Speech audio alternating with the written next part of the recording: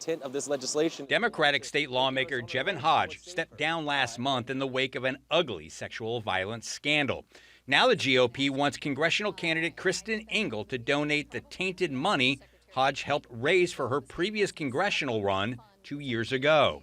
Republicans shouldn't hold their breath. Ingle's campaign told us that money is long gone and they haven't worked with Hodge this time around.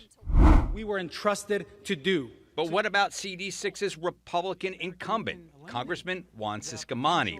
Do the same Republicans blasting Engel also want him to rescind his endorsement of Donald Trump?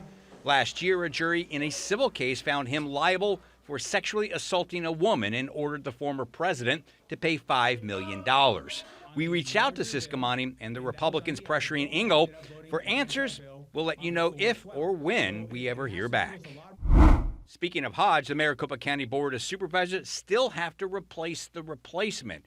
It's the second time this year the board has had to fill the same seat. In February, county leaders appointed Hodge, who lasted just 48 days in office.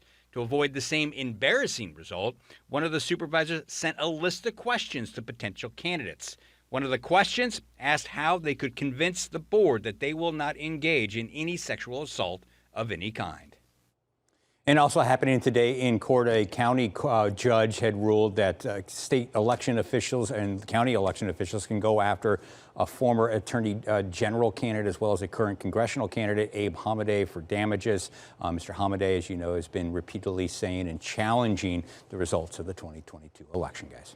And Hodge considered kind of a rising star in the Democratic Party, and he stepped down on his own. Remind us, after that brief stint at the Capitol, after something from his college days came up. Yeah, it was after he was installed there in that seat. There was some reporting that came out. There was a big story that came out that showed that back in his college days, I believe it was in 2015, Mr. Hodge was suspended by George Washington University while he was attending that school at the time because they had substantiated that he had breached their code of conduct and their rules and ethics code. So Mr. Hodge decided very quickly to step down and walked away from the job. We'll see what the county supervisors decide to do. Again, Dennis, thanks. On that replacement, thanks. Still to come.